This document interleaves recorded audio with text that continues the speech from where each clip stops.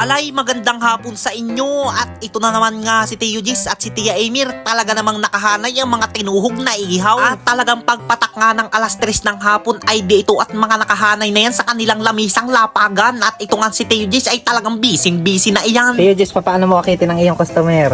Bang, iningitian ko ng napakaganda.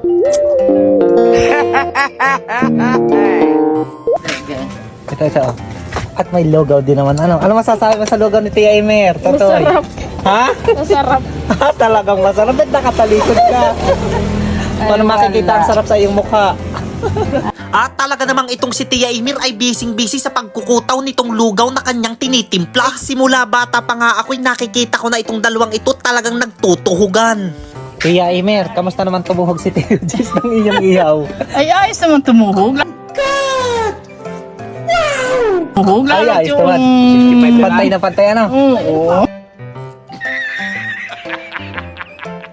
Oo. Tsaka bago tuhogin, nililinis ng mabuti. Ay, oo. Ay, lang ha.